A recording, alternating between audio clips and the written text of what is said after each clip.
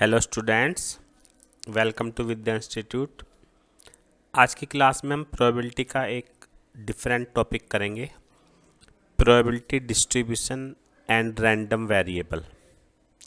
Probability distribution किसे कहते हैं, इसके लिए हमें रैंडम वेरिएबल पता होना चाहिए। रैंडम वेरिएबल क्या होता है, तो पहले रैंडम वेरिएबल डिस्कस करते हैं। It is a variable whose values are determined by outcomes of a experiment। जब हम कोई एक्सपेरिमेंट करते हैं, रैंडम एक्सपेरिमेंट, तो उसके जो आउटकम्स होते हैं उसको एक वेरिएबल से डिनोट करते हैं, और उस वेरिएबल की जो वैल्यूज होती हैं उसे हम कहते हैं रैंडम वेरिएबल की वैल्यू है। ये आपको एग्जांपल से समझ में आएगा। जनरली इसको हम एक्स से डिनोट करते हैं, रैंडम वेरिएबल को, है ना। तो मैं कुछ एग्जांपल बताता हूँ आपको, उससे समझ में आएगा। जैसे पहला एग्जांपल है, when a coin toss 3 times.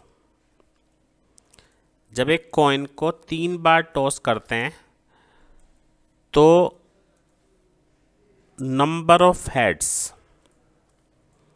तो बता सकते हो कितने हेड आएंगे?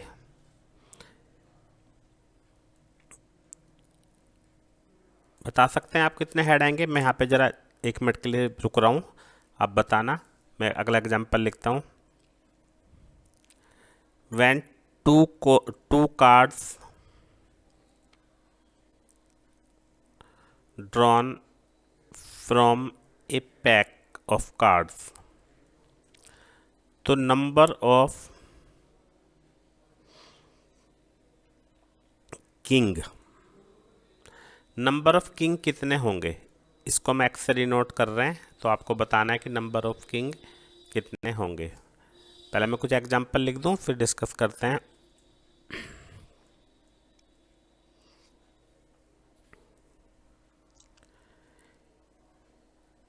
ए डाई इज थ्रोन 3 टाइम्स, तो नंबर ऑफ 6 अपीयर्स, कितने 6 आ सकते हैं, ये बताना है आपको। मैं एक एग्जांपल और लिख दूं फिर, ताकि अच्छे से समझ में आ जाए। Larger of 2 numbers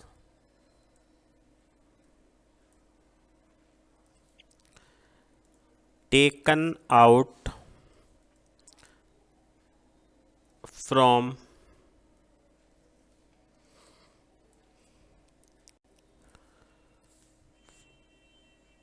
first 6 positive integers।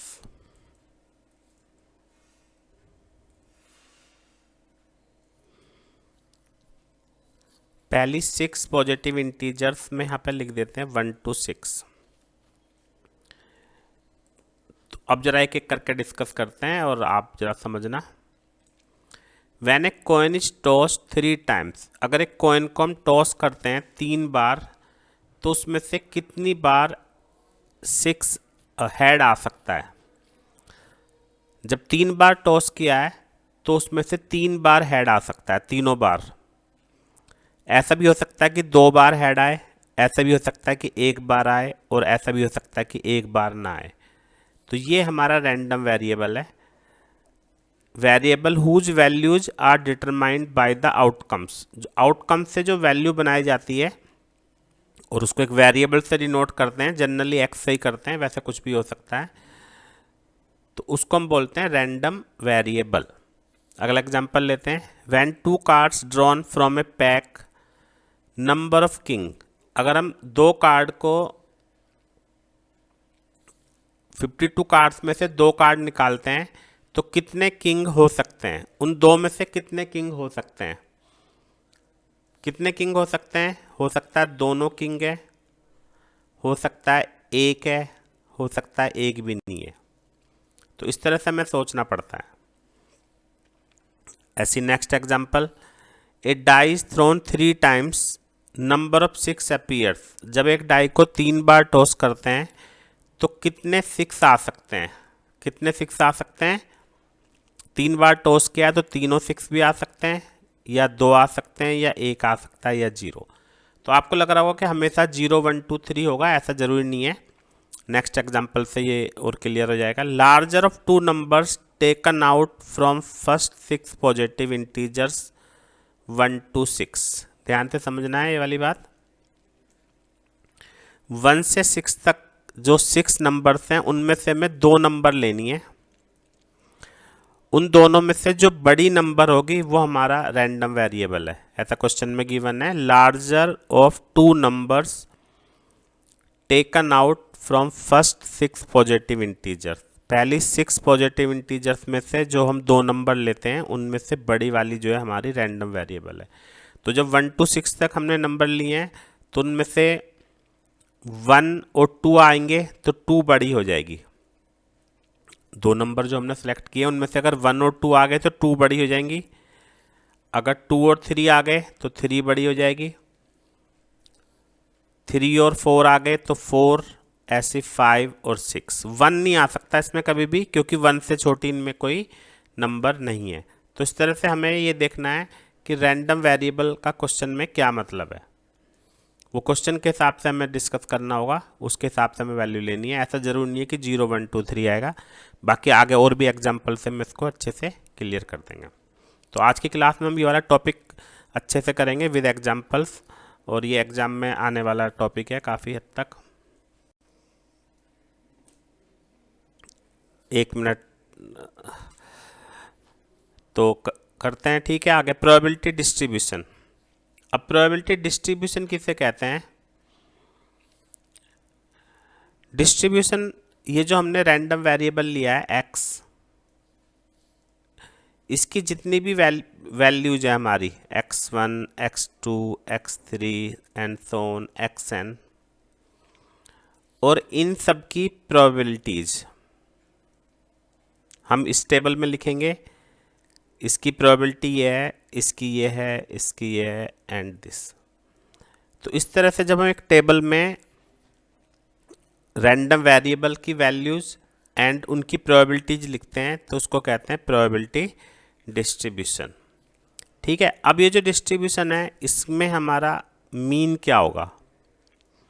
Mean को एक्सपेक्टेड वैल्यू भी बोलते हैं,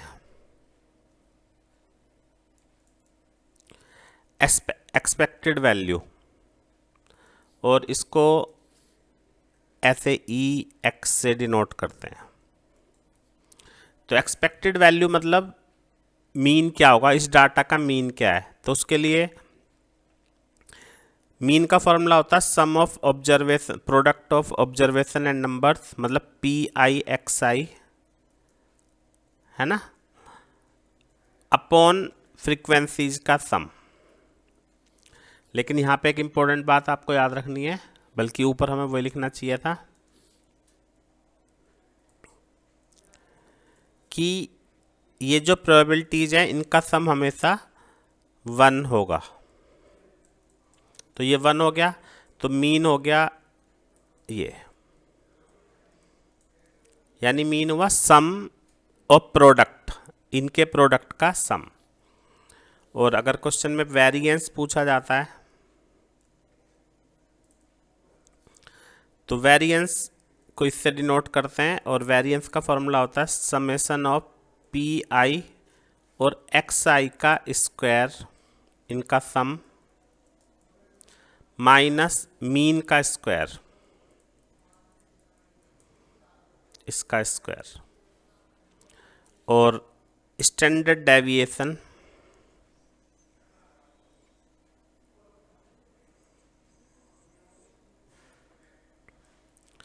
स्टैंडर्ड डेविएशन होता है स्क्वायर रूट ऑफ वेरिएंस।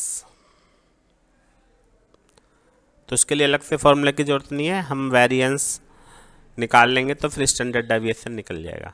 तो रैंडम वेरिएबल किसे कहते हैं मैंने आपको बता दिया, और फिर probability distribution.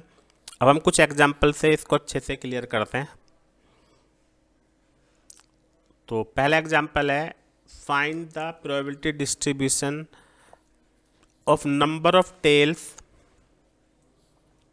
In the simultaneous tosses of 3 coin. 3 coin को एक साथ टॉस किया है और number of tails, number of tails के लिए डिस्ट्रीब्यूशन हमें बनाना है। तो नंबर ऑफ टेल कितने हो सकते हैं? जब 3 कॉइन एक साथ टॉस करेंगे तो कितने टेल होंगे, कितने टेल हो सकते हैं? 0 1 2 3। तो हम यहाँ से ऐसे लिखेंगे। सबसे पहले जो हमें चाहिए, हम P लिख लेते हैं इसको, प्रोबेबिलिटी ऑफ टेल। और प्रोबेबिलिटी ऑफ टेल सभी को पता है हाफ होती है। फिर हम ले लेते हैं Q, प्रोबेबिलिटी ऑफ हेड, और हेड की प्रोबेबिलिटी भी हाफ होती है। अब हमारा रैंडम वेरिएबल क्या है यहाँ पे? तो हम उसके लिए लिखेंगे let x denote the random variable. Random variable को x से डिनोट किया है और रैंडम वेरिएबल हमारा क्या है? Number of tails. Number of tails, तो नंबर ऑफ टेल्स कितने होंगे इस क्वेश्चन में? तो हम लिख देंगे clearly x can take values. कितनी वैल्यू होंगी x की हमारी? या तो 0 क्योंकि 3 बार टॉस किया है, या 1 या 2 या 3। तो हम पहले इस तरह से रैंडम वेरिएबल निकाल लेंगे। अब हमें इनकी एक एक करके प्रोबेबिलिटीज निकालनी है कि 0 में कितनी प्रोबेबिलिटी है, 1 पे कितनी है, 2 पे कितनी होगी और 3 पे कितनी होगी। तो ये हमें प्रोबेबिलिटीज एक एक करके सबकी निकालनी होंगी। अब ये कैसे निकालेंगे हम? देखो, मल्टीप्लिकेशन रूल से। P0 का मतलब क्या है? 0 का मतलब है कि तीनों बार हमारा सक्सेस नहीं आया है, हमने टेल को सक्सेस माना है। ये हमारा यहाँ पे क्या है? सक्सेस। सक्सेस का मतलब जो हमें चाहिए।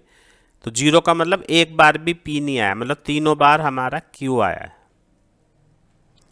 तो Q इंटू Q, पहली बार भी हेड, फिर हेड, फिर हेड, तो 1/8 इसकी प्रोबेबिलिटी होगी। इसको आप सैंपल स्पेस से भी बना सकते हैं। 1 का मतलब क्या है? कि एक बार टेल आया है।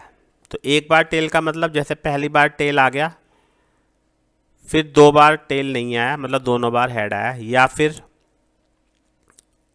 दूसरी बार आ गया, या फिर तीसरी बार। तो ये कितना हो गया हमारा? 3/8। इसको आप ऐसे भी समझ सकते हो, अगर आउटकम ज़्यादा आते हैं तो आप ऐसे कर सकते हो PQQ और 3 में से एक बार सक्सेस।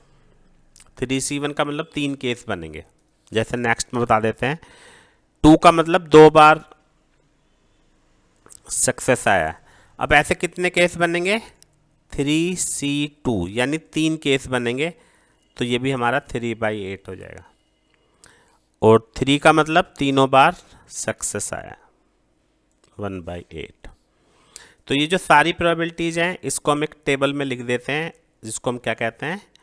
डिस्ट्रीब्यूशन, जो मैंने आपको भी बताया था ऊपर।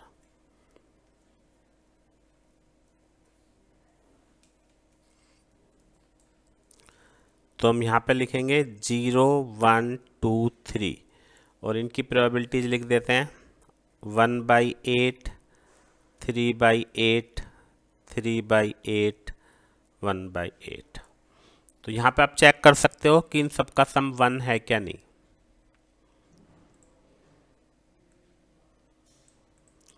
ये चेक कर सकते हैं आप कि यहाँ पे इन सब प्रोबेबिलिटीज़ का सम 1 है। आप देख सकते हो 1/8, 8/8 यानी 1। तो अगर मीन पूछा जाएगा तो मीन निकाल सकते हो आप। उसका फॉर्मूला क्या होता है? PIXI, यानी इनके सम का प्रोडक्ट का सम। तो 8 तो डिनोमिनेटर में रहेगा ही, ऊपर 0 1 जा 0, +3 प्लस 6 प्लस 3, तो कितना आ गया 9 और 3 12, 12/8 यानी 3/2, 1.5 मीन आ गया। और अगर वेरिएंस पूछा जाएगा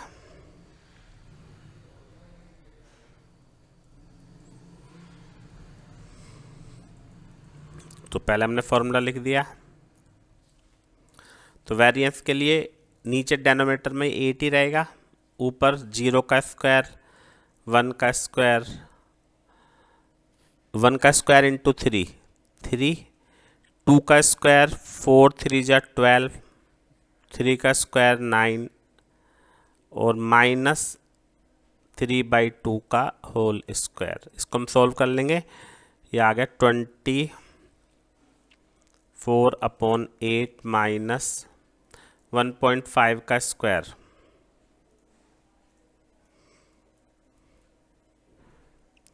0.75, और फिर हम ऐसे ही इसका एचडी निकाल सकते हैं। तो ये हर क्वेश्चन में आप मीन वेरिएंस एचडी निकाल सकते हो अगर क्वेश्चन में पूछा जाए तो, नहीं तो छोड़ सकते हैं। तो ये उम्मीद है समझ में आ रहा होगा सभी को। एक और एग्जांपल करते हैं, उससे और क्लियर हो जाना चाहिए।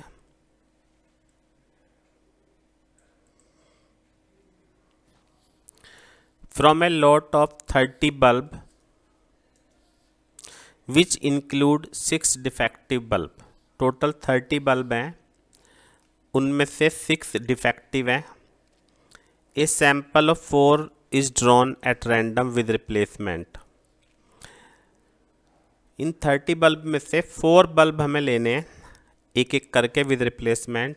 Find the distribution of the number of defective bulb. Number of defective bulb के लिए डिस्ट्रीब्यूशन निकालना है, यानी डिफेक्टिव बल्ब हमारा यहाँ पे सक्सेस है। तो सॉल्यूशन में हम क्या लिखेंगे, सबसे पहले P ले लेते हैं, प्रोबेबिलिटी ऑफ डिफेक्टिव बल्ब। जो पूछा होता है वो हमें लेना पड़ता है, सक्सेस। डिफेक्टिव बल्ब की प्रोबेबिलिटी यहाँ पे 6/30 यानी 1/5, और Q कितना हो गया 4/5। अब यहाँ पे हमारा रैंडम वेरिएबल कितना है,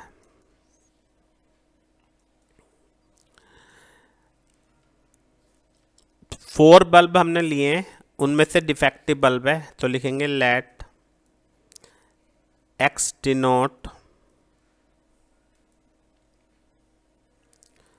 the random variable number of defective bulb.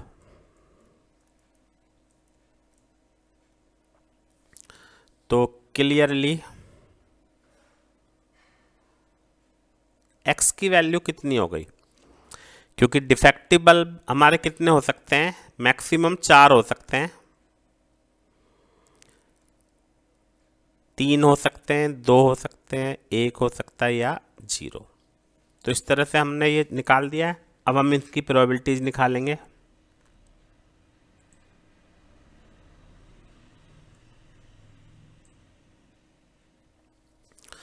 तो प्रोबेबिलिटी के लिए वही हमें फिर करना पड़ेगा 0। अब 0 का मतलब क्या है, चारों बार Q, यानी 4/5 की पावर 4।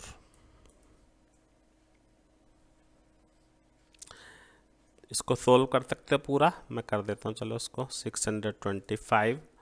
और 1 का मतलब, अब देखो 1 का मतलब है एक बार हमें डिफेक्टिव बल्ब मिला है, 3 बार नहीं मिला है। और ऐसे कितने केस बनेंगे, P यहाँ पे आ सकता है, या यहाँ पे, या यहाँ पे, यहाँ पे। तो उसको आप ऐसे याद रख सकते हो 4C1। ये हमारे नंबर ऑफ केस हो गए, 4 केस हो जाएंगे। तो 4 इंटू 1/5, 4 4 4, यानी वही आ गया 256/625। और 2 का मतलब 2 बार सक्सेस, तो यहाँ पे हमारे कितने केस बनेंगे, 4C2, 6 इंटू 16/625, तो 96/625, और 3 का मतलब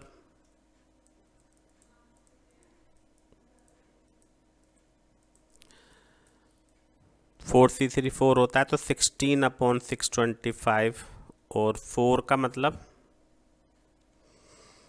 चारों बार हमारा यही आ गया, तो 1/625। चेक करोगे इन सब को आप, तो इन सब का सम जो है आपको 1 ही मिलेगा। फिर इसको हम टेबल में लिख देंगे, तो उसको हम क्या बोलेंगे, डिस्ट्रीब्यूशन। तो ये आपको समझना है बहुत ज़रूरी। और एग्जांपल ले लेते हैं ताकि अच्छे से क्लियर हो जाए। मीन वेरिएंस आप निकाल सकते हो, मैं हर क्वेश्चन में निकाल कर नहीं दिखा रहा हूँ। Let X denote the sum of numbers obtain when 2 fair dice are roll. जब 2 डाइस को रोल करेंगे तो सम ऑफ नंबर्स बता सकते हो। 2 डाइस को जब रोल करेंगे तो सम कितना आएगा। यहाँ पे x का मतलब क्या है, सम ऑफ नंबर्स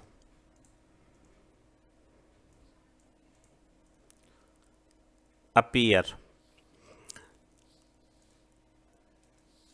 तो क्लियरली x की वैल्यू यहाँ पे क्या होगी,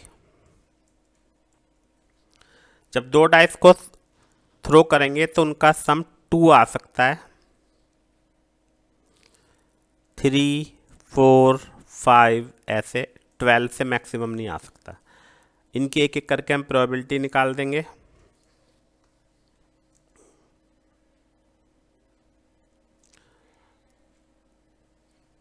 अब इसके लिए हम क्या करेंगे, 2 का मतलब क्या है कि दोनों का सम 2 आए, तो ऐसा एक ही केस बनता है 1/1 प्रोबेबिलिटी 1/36 जब 2 डाइस को थ्रो करेंगे।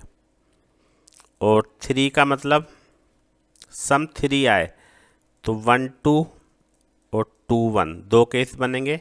तो ये हम 10th क्लास में पढ़ चुके हैं, ये आपको खुद करना है। 4 के लिए 3/36 आएगा, ऐसे इसके लिए 4/36 है ना, ये आपको खुद कर लेना चाहिए, मैं लिख देता हूँ वैसे। फिर 5 के लिए, ये 5 के लिए तो था, 6 के लिए 5/36, 7 के लिए, 7 के लिए आप चेक कर सकते हो 3 4 4 3 2 5 5 2 है ना, 6 1 1 6, तो 6/36।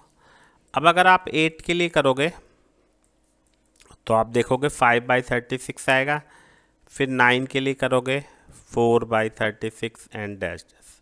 तो आगे आप सब कर सकते हो उसको अच्छे से। मैं एक क्वेश्चन और करा रहा हूँ बस, और ये टॉपिक अच्छे से क्लियर हो जाना चाहिए। इसमें एग्जांपल में आपको बता रहा हूँ कि मान लेते हैं एक बैग है, उस बैग में 5 रेड बॉल और 2 ब्लैक बॉल है, और क्वेश्चन है 3 balls are drawn at random। तो right the probability distribution for number of black balls। अब यहाँ पे आपको एक बात समझनी है, क्वेश्चन में बोला है 3 balls are drawn at random, 3 ball एक साथ निकालनी है। एट रैंडम का मतलब इकट्ठे। तो जब इकट्ठे निकालते हैं तो हमें यहाँ पे एक बात याद रखनी होती है, कॉम्बिनेशन हमें अप्लाई करना पड़ेगा। और x की वैल्यू यहाँ पे क्या हो गई, नंबर ऑफ ब्लैक बॉल्स कितनी होंगी? 3 बॉल निकाली हैं, तो हो सकता है उन तीनों में से एक भी ब्लैक बॉल ना हो, या एक ब्लैक हो या 2 हो। 3 नहीं हो सकती। क्यों नहीं हो सकती 3? क्योंकि 3 ब्लैक बॉल वहाँ पे है ही नहीं, तो इसलिए 3 नहीं होंगी। तो अभी ध्यान रखना है, 3 बॉल निकाली हैं लेकिन 0 1 2 आएगा। तो अब 0 का मतलब क्या होगा यहाँ पे कि जो हमने टोटल 7 बॉल है हमारे पास, तो 7C3, और ब्लैक बॉल उनमें से एक भी नहीं है। 0 का मतलब एक भी नहीं है, दोनों की दोनों रेड बॉल है, तीनों की दोनों। 5C3। और अगर हम करेंगे 1, तो 1 का मतलब एक ब्लैक बॉल है, तो 2C1, और 2 रेड बॉल हैं, अपॉन में तो ये आएगा ही आएगा। और अगर हमें निकालना है 2, तो 2 का मतलब 2 ब्लैक बॉल, 2C2। ठीक है, ये कैलकुलेशन में यहाँ पे नहीं कर रहा हूँ, आप टेबल बना के फिर मीन भी निकाल सकते हो। ये इसका होमवर्क है, और उम्मीद है सभी को ये टॉपिक अच्छे से समझ में आ गया होगा। प्रोबेबिलिटी डिस्ट्रीब्यूशन के और भी क्वेश्चन की वीडियो मैं डाल दूंगा चैनल पे, और अभी आपको स्क्रीन पे प्रोबेबिलिटी की प्लेलिस्ट नज़र आ रही होगी, वहाँ से आप और भी क्वेश्चन देख सकते हैं। और जिन स्टूडेंट्स ने चैनल को सब्सक्राइब नहीं किया वह सब्सक्राइब कर लें, ताकि रेगुलर अपडेट आपको मिल जाए इसका। Thank you very much.